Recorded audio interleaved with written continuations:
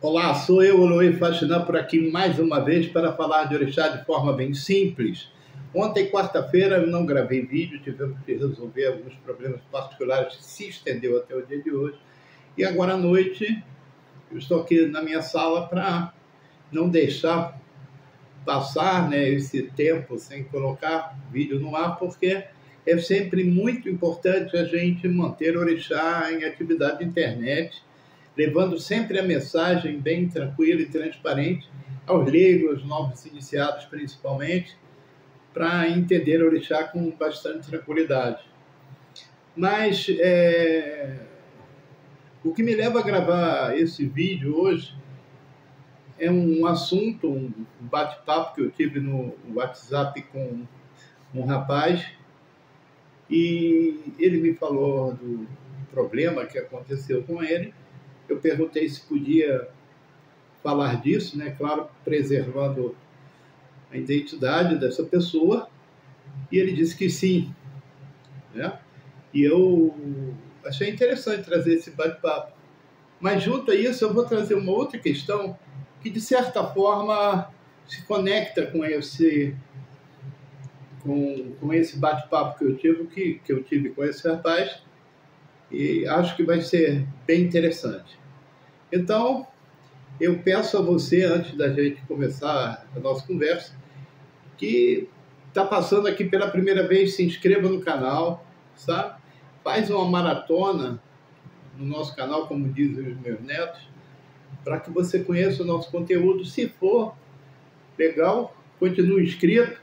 Se achar que não é só se desinscrever. E a todos que compartilhem, sabe, que divulguem o canal nas suas redes sociais, que deixem um like, que apertem lá o sininho, deixem aqui o comentário, porque é muito importante interagir dessa maneira para que a gente continue firme aqui no YouTube. Bom, vamos lá ao assunto do dia de hoje. Esse rapaz me escreve, tivemos ali uma conversa legal, e é alguém que, em determinado momento, foi bem-sucedido. É claro que quando eu falo aqui de bem-sucedido, é aquela pessoa que ralou, que foi atrás, não sei o quê, e conseguiu galgar um degrau que ele acreditou ser importante naquele momento para a sua vida. E, como dizem os melhores do mundo, a vida é uma caixinha de surpresa. E, às vezes, a gente tem que enfrentar toda a diversidade, problemas que vão surgindo, e, às vezes, demora um pouco para resolver, outros se resolvem, mas a vida é assim. Mas a gente sabe que, quando temos problema, é o nosso problema. E o Urumilá diz que o maior problema que se tem para resolver é o seu. Depois que você resolve o seu, você consegue ajudar alguém para resolver o dela. Mas então, o maior problema, naquele momento, é o dele. E nessa confusão, na cabeça, ele acha um folhetozinho no meio da rua, e lá estava escrito que alguém jogava búzios ou alguma coisa nesse sentido. E ele foi até essa pessoa para ali. Como eu digo aqui, quando a pessoa vai buscar o recurso do oráculo, seja lá o oráculo que for, é pelo desespero, que ela acredita que não dá conta de resolver, então ela vai buscar um conselho, ela vai buscar um caminho para tentar resolver aquilo, desviar, porque ela não tem foco, ela não consegue realmente. E a gente sabe que é assim, a gente desespera nas relações afetivas, nos problemas de saúde, e tem hora que a gente não consegue raciocinar ali direitinho como é que essas coisas andam. E a gente vai buscar ajuda. Então, o que se espera na busca de oráculo pelo nosso desespero é a ajuda de alguém que interprete aquele caminho com decência e que transmita algo legal, importante, para que você possa abrir a cabeça um pouco e enxergar uma saída. Mas não foi isso que aconteceu com ele. Nesse lugar que ele foi, aconteceu o problema que você vai partir dessa para o outro mundo. E aí começam aquelas histórias desesperadoras na cabeça da pessoa, que se você sair daqui, a coisa vai ficar assim, vai ficar assado. E ele transtornado, olha só, ele está andando na rua, pensando nos seus problemas, acha um papelzinho que indica que tem alguém que possa olhar alguma coisa para que ele possa encontrar uma saída, e ele cai numa armadilha muito grande, onde ele simplesmente acata aquilo como verdade e vive 3 meses preso nesse lugar sem poder sair. E nesses 3 meses, ele trabalhou muito nesse ambiente, imagine que circunstância, e 3 meses depois ele tinha feito o santo. Olha que coisa legal, né? Fez santo. E a vida dele, claro que piorou. E piorou pelo bate-papo muito. Se a coisa estava difícil, já não tinha mais emprego, 3 meses. Né? Numa situação tão adversa, que quando ele consegue sair desse ambiente, ele volta para casa de um parente. E ainda bem que tinha um parente que o acolheu. E a partir daí é toda essa loucura que a gente está acostumado a ver, sabe? Da manipulação da cabeça das pessoas em desespero para que ela ter tudo de si, sabe? E entre numa roubada muito grande. Então, ele busca uma saída para toda essa confusão que aconteceu na vida dele. E é isso que eu estou olhando e ajeitando ali as coisas para tentar entender que tipo de bagunça se criou para poder auxiliá-lo nessa mudança, né, na trajetória, ver alguma coisa sem destruir, né, o conceito orixá, porque uma pessoa dessa transtornada, orixá é algo perigoso. Então ainda tem que consertar, contrabalançar essas coisas para que ele entenda orixá, não precisa seguir nem nada, mas entenda, né, a verdade sobre orixá, quer dizer, aquilo que eu entendo como verdade orixá, para que ele se livre dessa mazela que pairou sobre a vida dele.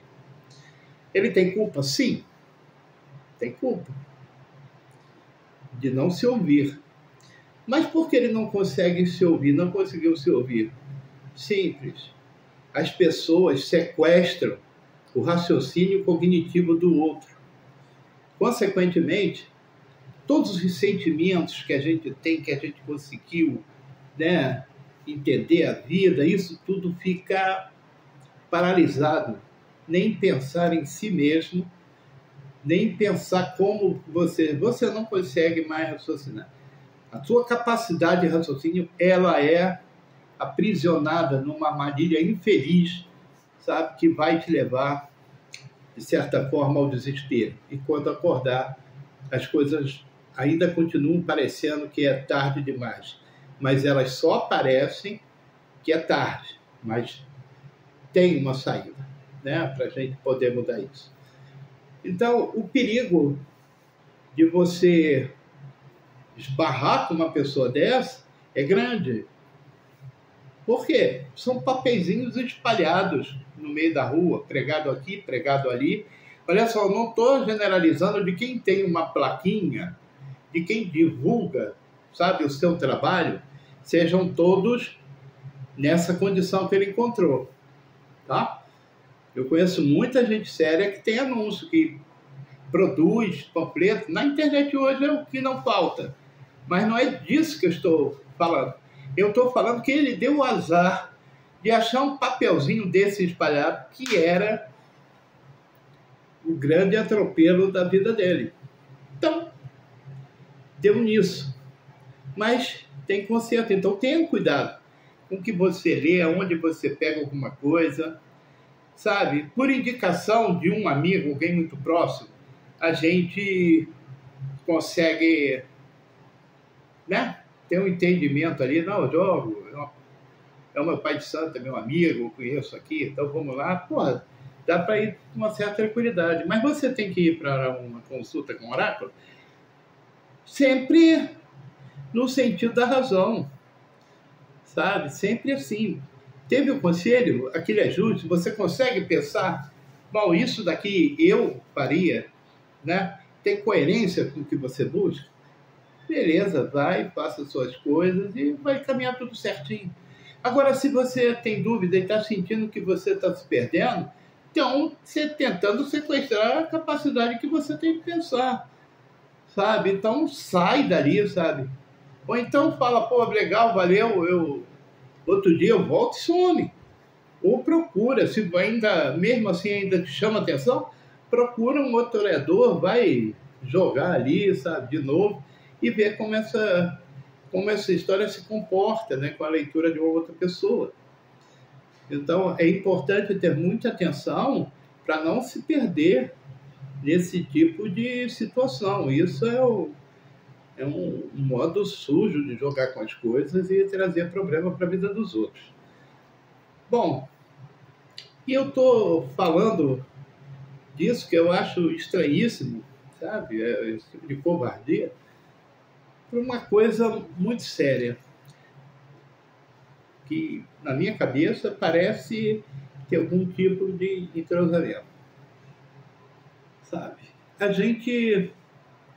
Nós somos poucos, né? Comparado aí às outras religiões, às pessoas. A religião de matriz africana é uma comunidade pequena.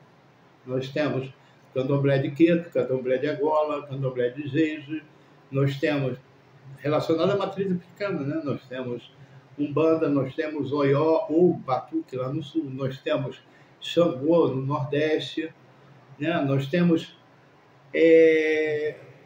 outras religiões com matriz brasileira ligada aos indígenas do Brasil. Somando isso tudo, nós somos minoria. E o que aconteceu com esse rapaz é que, diante de toda essa fantasia, eu estou interpretando como fantasia a partir daquilo que ele me falou, tá? Diante de tudo isso, toda essa fantasia, a outra pessoa lá, de alguma maneira,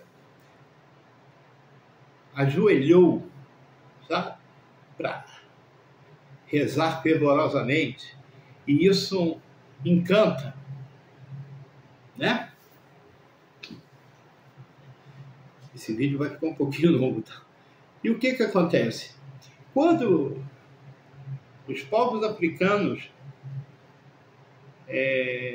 os povos pretos africanos chegam no Brasil, todas essas linhas, elas foram obrigadas a se ajoelharem ao pé de uma cruz, tá? E as pinturas históricas, normalmente a gente vê uma cruz, um frei rezando, uns acorrentados ali de cabeça baixa diante daquela cruz, aquilo é imposto a ele ali, né? É assim que funciona. Hoje a gente vê menos, mas quando a gente entrava em órgão público, né? Brasil afora, tinha sempre uma cruz. Sempre tinha uma cruz. Porque o Brasil, aí tinha aquela cruz. Alguns aboliram, os outros não, mas ainda tem. Então nós éramos sempre obrigados a crer naquilo. Como esse rapaz foi obrigado a crer naquela situação. E há um movimento intenso, isso já vem há alguns anos, onde os que se dizem cristãos, né? Os que se dizem, e esses que se dizem cristãos, e a minoria desses cristãos, é o que faz o alarde e faz a confusão, sabe? Onde as pessoas vão sendo sequestradas na sua inteligência, capacidade de raciocinar, e vão ali criando estratégias armadilhas visuais, sabe? Onde o joelho no chão, a oração, todas essas coisas parecem ser a mais importante, principalmente em lugar, sabe? Onde a força das leis desenvolvidas nesse país, que é para todos, é adulterada por esses atos, sabe? Eles adulteram tudo isso para dizer que aquele lugar, ele é de Cristo. Mas é uma minoria, mas faz um estardalhaço. E os últimos da fila nessa história, que são cristãos e não têm nenhum tipo de ajuda, acreditam nessa falácia. E isso vai fazendo com que a gente fique espremidinho num canto, sabe? Como esse rapaz ficou. O medo dele dizer, não, eu não quero isso para a minha vida, não aconteceu, porque ele estava ali no temor. Sabe? Então, gente, a gente tem que se posicionar firmes na religião dos orixás. Firme, para que a gente não seja sequestrado da nossa consciência. Sabe? Que a gente não fique com medo de falar, eu sou de orixá, sabe? Não fique. Mas se ficar no canto exprimido, aí a gente vai apanhar mesmo, vai ser acorrentado novamente, sabe? E isso está caminhando assim a passos largos. Então, um problema danado nesse país para ter uma posição não religiosa, porque a gente da religião dos orixás não sai, a gente não tem pregação. A gente não sai pela rua pregando com panfletinho, com coisa parecida, sabe? Orixá está aqui porque te ama. Não, a gente não tem. A nossa vivência é a experiência do dia a dia, sabe? O que o orixá me ensina para eu levar para a minha vida, para a minha família, para os meus filhos, para a minha casa, para os meus amigos, sabe? Onde eu posso me fazer reconhecer como uma pessoa que ama o orixá. Ah, eu tenho que usar fio de conta, eu tenho que... Não, você tem que demonstrar bom caráter. É isso, sabe? E não ficar calado. Ah, você é de que religião? Não, eu sou... Não, eu fui criado católico, né? Eu sou um católico não praticante. Essa conversa fiada que não leva a gente a lugar nenhum. Nós estamos sendo encurralados, sabe? Estão aí ajoelhando, né? Num monte de lugar, onde esse lugar é público e destinado a todos, que tem religião, que não tem religião, que acredita em Deus, que não acredita em Deus.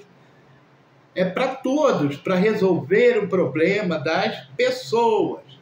O acesso, sabe, a documentos, o acesso à saúde, o acesso a uma série de coisas que pertencem a toda a comunidade que vive num país.